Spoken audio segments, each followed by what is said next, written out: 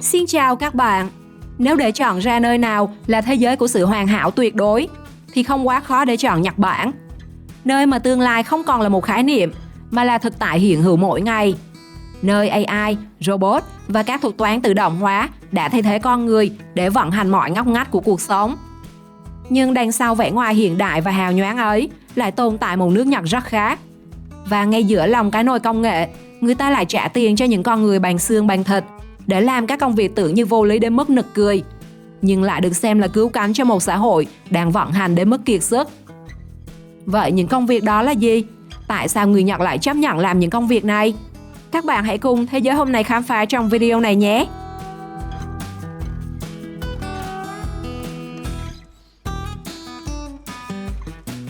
Samurai nhặt rác. Công việc đầu tiên mình muốn nhắc đến có lẽ là một trong những nghề kỳ lạ nhất mà bạn chỉ có thể bắt gặp ở Nhật Bản: Samurai nhặt rác. Nghe qua thì có vẻ như một trò đùa, bởi khi nhắc đến Samurai, người ta thường nghĩ đến những chiến binh huyền thoại với thanh kiếm bên hông, biểu tượng của danh dự và sức mạnh trong lịch sử Nhật Bản. Nhưng tại một số thành phố của Nhật ngày nay, những Samurai ấy lại xuất hiện trên đường phố với một nhiệm vụ hoàn toàn khác, đó là nhặt rác. Họ mặc trang phục Samurai truyền thống, mang theo kẹp gấp và túi đựng rác, đi dọc các con phố đông người để thu gom từng mẩu giấy, vỏ chai hay tàn thuốc bị bỏ lại. Điều đặc biệt là họ không làm việc này trong âm thầm. Sự xuất hiện đầy nổi bật của các Samurai khiến người đi đường tò mò, dừng lại quan sát và vô tình chú ý hơn đến hành vi xả rác của chính mình. Thay vì dùng biển cấm hay các hình thức xử phạt, người Nhật đã biến việc giữ gìn vệ sinh thành một màn trình diễn văn hóa đầy sáng tạo. Những chiến binh từng bảo vệ đất nước nay lại trở thành những người bảo vệ môi trường.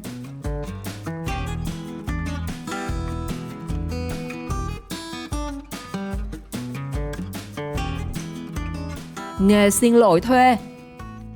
Hãy tưởng tượng bạn vừa gây ra một sai lầm nghiêm trọng, có thể là làm hỏng một hợp đồng trị giá hàng triệu yên, có thể là ngoại tình và bị phát hiện, hoặc đơn giản là gây tổn thương cho một người mà bạn không đủ can đảm để đối mặt. Nếu ở quốc gia khác, bạn sẽ phải tự mình đến xin lỗi. Nhưng ở Nhật Bản, bạn có thể thuê người làm điều đó thay mình. Nghe qua, người ta sẽ nghĩ thật giả tạo và hèn nhát. Thế nhưng với người Nhật, câu chuyện lại không đơn giản như vậy. Trong văn hóa Nhật Bản, một lời xin lỗi không chỉ là nói ra hai chữ xin lỗi. Nó là nghi thức, là sự khiêm nhường và trên hết là cách để giữ thể diện cho cả hai bên. Người Nhật có một khái niệm gọi là Memboku, danh dự và thể diện xã hội. Khi cảm xúc đang lên đến đỉnh điểm, việc hai bên trực tiếp đối mặt đôi khi chỉ khiến mâu thuẫn trở nên tồi tệ hơn. Vì vậy, một người trung gian chuyên nghiệp được xem là chiếc cầu nối giúp hạ nhiệt tình hình. Từ đó, nghề xin lỗi thuê ra đời. Tại Nhật Bản, thậm chí còn có những công ty chuyên đào tạo nhân viên cho công việc này. Họ được hướng dẫn cách cúi đầu bao nhiêu độ, sử dụng ngôn từ như thế nào, phản ứng ra sao trước cơn giận dữ của khách hàng và làm thế nào để thể hiện sự chân thành nhất có thể.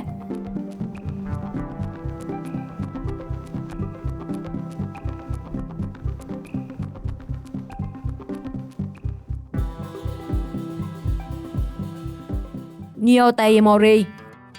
Tiếp theo là một công việc sẽ khiến phần lớn người nước ngoài phải sửng sốt khi nghe đến. Đó là Nyotei Mori, nghệ thuật trình bày sushi trên cơ thể người, một trong những hình thức ẩm thực xa xỉ và gây tranh cãi nhất của Nhật Bản. Để thực hiện món ăn này, một cô gái phải nằm bất động như một bức tượng sống. Trên cơ thể cô là những lá cá hồi, cá ngừ, nhím biển và các loại sushi được sắp đặt tỉ mỉ như một tác phẩm nghệ thuật. Các thực khách sẽ ngồi xung quanh, nhẹ nhàng dùng đũa thưởng thức từng món ăn. Tuy nhiên, để trở thành một người mẫu Nyotei Mori, cô gái bắt buộc phải là một trinh nữ. Người Nhật tin rằng sự thuần khiết nguyên bản của một trinh nữ là chất xúc tác biến ẩm thực thành nghệ thuật tối thượng. Và để đổi lấy mức thù lao hàng ngàn đô, cô gái phải biến cơ thể thành đá, nằm bất động tuyệt đối suốt 4 tiếng đồng hồ. Mọi phản xạ rung rẩy hay một nhịp thở mạnh đều bị cấm. Họ phải dùng chính thân nhiệt để giữ cho sushi ở trạng thái hoàn hảo nhất. Để thưởng thức Nyotei Mori, thứ nhất bạn phải giàu và thứ hai bạn phải nhiều tiền. Vì mỗi bàn tiệc có giá từ 30 đến 250 triệu đồng, tùy thuộc vào địa điểm, thực đơn và mức độ sang trọng của nhà hàng. Nói cách khác, đây không phải là thứ dành cho số đông.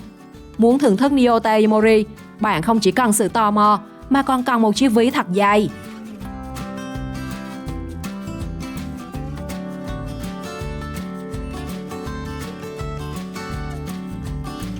Rentaro Karashi. Nếu bạn nghĩ rằng tình yêu là thứ không thể mua được bằng tiền, thì Nhật Bản có thể sẽ khiến bạn thay đổi suy nghĩ. Tại đây tồn tại một công việc kỳ lạ nhưng hái ra tiền, đó là nghề làm bạn trai thuê. Chỉ với một cú click chuột và mức phí khoảng 50 đến 100 đô mỗi giờ, bạn có thể sở hữu một người tình hoàn hảo cho riêng mình. Anh người yêu thuê này sẽ cùng bạn đi dạo phố, ăn tối, xem phim hay đơn giản chỉ ngồi nghe những câu chuyện mà bạn chẳng thể kể với bất kỳ ai khác. Không chỉ dừng lại ở một dịch vụ giải trí, công việc này thực chất là một nghệ thuật chữa lành tâm lý đầy tinh tế.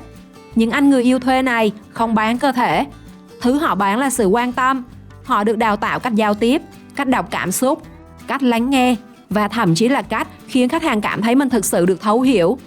Mỗi cuộc gặp đều được thiết kế để tạo ra cảm giác về một mối quan hệ hoàn hảo. Giữa một Tokyo hoa lệ nhưng lạnh lẽo bởi sự cô đơn tột cùng, việc bỏ tiền ra mua một ảo ảnh hạnh phúc trong vài giờ bỗng trở thành một chiếc phao cứu sinh. Vượt qua những phán xét về sự giả tạo, nghề làm bạn trai thuê tồn tại như một sự cứu rỗi ngọt ngào cho những trái tim cô đơn giữa thời đại số.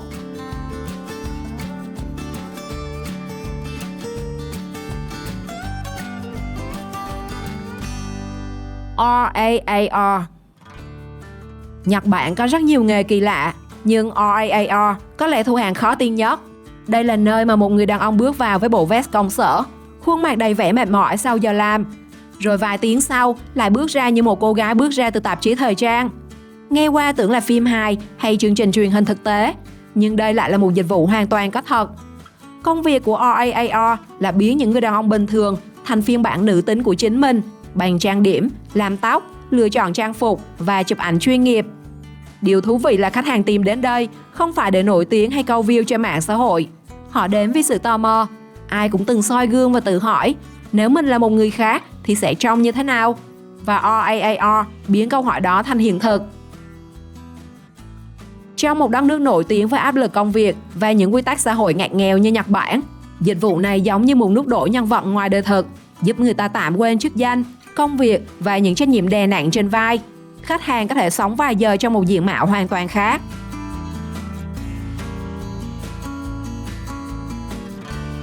Shakufu.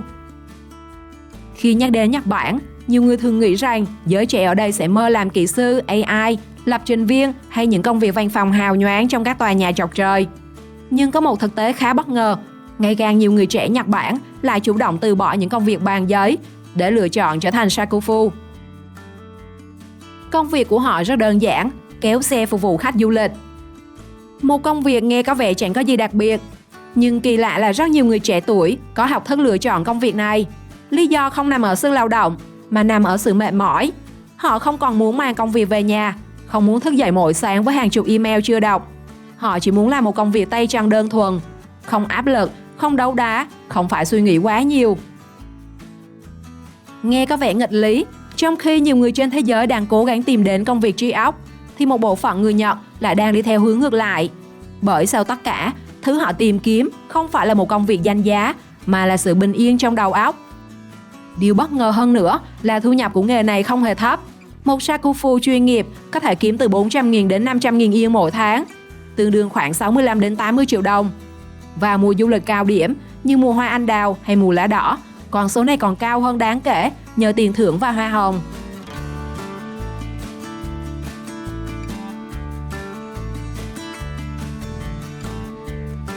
Ruikatsu.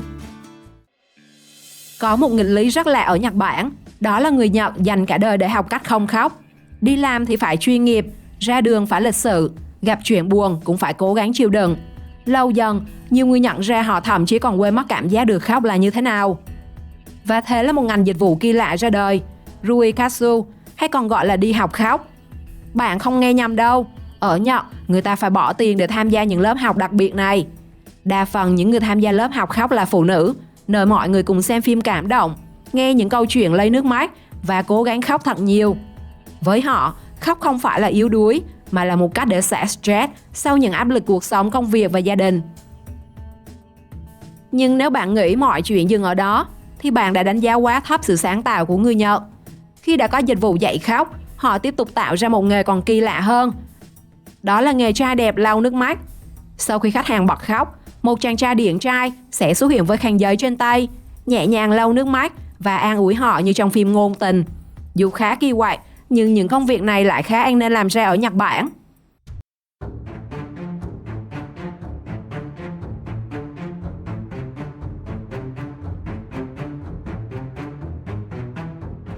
Nghề Oshiya.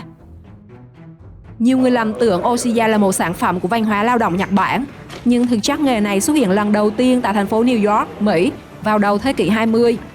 Khi đó, họ được gọi bằng một cái tên khá bạo lực là Sardine Packer, người đóng hộp cá mòi.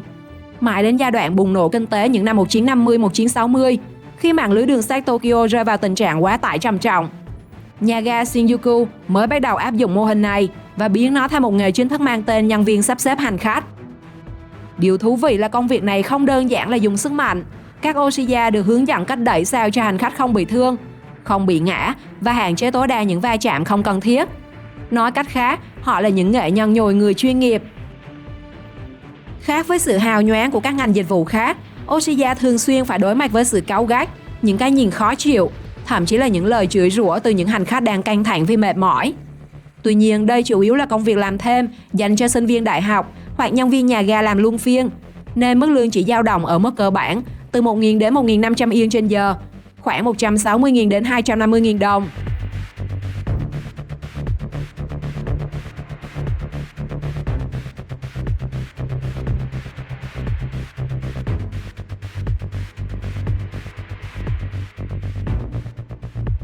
Rental Family. Có một dịch vụ ở Nhật Bản nghe xong khiến nhiều người phải đứng hình vài giây. Đó là Rental Family, thuê gia đình. Không phải thuê người yêu, thuê bạn bè, mà là thuê luôn một gia đình hoàn chỉnh. Dịch vụ này cho phép bạn có thể thuê một người cha để đi họp phụ huynh, một người chồng để cùng ăn tối, thậm chí là thuê cả một dàn họ hàng đến dự đám cưới cho đủ không khí gia đình. Nghe giống một bộ phim khoa học viễn tưởng về tương lai, nhưng điều đáng sợ là nó hoàn toàn có thật. Tại Tokyo, có những người dành nhiều năm chỉ để đóng vai người thân. Họ phải nhớ ngày sinh nhật khách hàng, ghi nhớ những câu chuyện quá khứ, sở thích cá nhân và cư xử như thể đã quen nhau cả đời. Thoạt nhìn, dịch vụ này có vẻ giả tạo, nhưng nó phản ánh một xã hội Nhật Bản buồn, nơi hàng triệu người phải đang sống một mình, nơi nhiều người già chết trong cô độc và nhiều người trẻ gần như không còn kết nối cảm xúc với người khác. Ở đất nước có robot, AI và công nghệ thu hàng hiện đại nhất thế giới, nhưng người ta lại phải bỏ tiền để mua thứ nguyên thủy nhất của con người, đó là tình cảm gia đình. Các bạn thấy có đáng buồn hay không?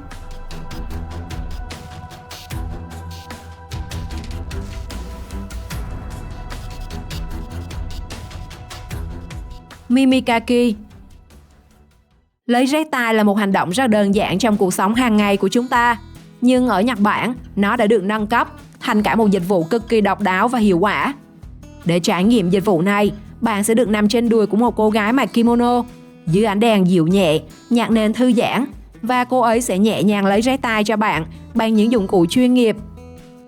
Nghe hơi kỳ quặc, nhưng điều khiến người ta nghiện dịch vụ này không nằm ở chuyện làm sạch tai, mà nằm ở cảm giác được chăm sóc. Với nhiều người Nhật, Mimikaki gợi lại ký ức tuổi thơ khi còn nhỏ, lúc được mẹ hoặc bà ngồi lấy giấy tai cho. Một cảm giác gần gũi mà càng lớn lên, họ càng ít khi có lại. Vì thế, khách hàng tìm đến đây không chỉ để lấy giấy tai, họ tìm đến để thư giãn, để được quan tâm, và đôi khi chỉ để cảm nhận vài phút bình yên giữa cuộc sống đầy áp lực. Mimikaki giống rất nhiều nghề kỳ lạ khác ở Nhật, nhưng nó không bán kỹ năng, không bán sản phẩm, mà bán một cảm giác có ai đó dịu dàng chăm sóc mình.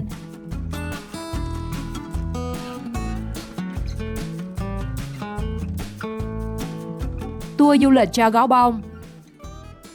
Tại Nhật Bản, có những người kiếm tiền bằng cách dẫn gấu bông đi du lịch. Bạn không nghe nhầm đâu, họ không phải dẫn khách du lịch hay dẫn thú cưng, mà là những con gấu bông. Quy trình hoạt động đơn giản đến mức khó tin. Chủ nhân gửi gấu bông của mình đến công ty, sau đó những hướng dẫn viên đặc biệt sẽ thay mặt chủ nhân đưa chúng đi tham quan khắp nơi.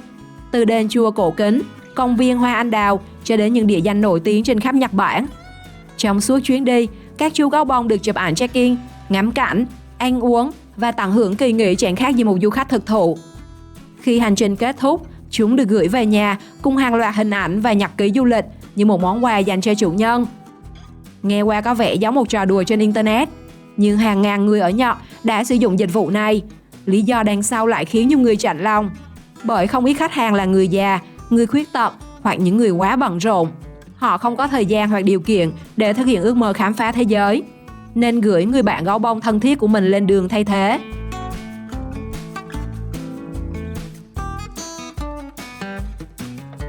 Công việc nào ở Nhật Bản làm bạn ấn tượng và cảm thấy khó tin nhất? Comment câu trả lời cho mình biết bên dưới phần bình luận nhé. Xin chào và hẹn gặp lại!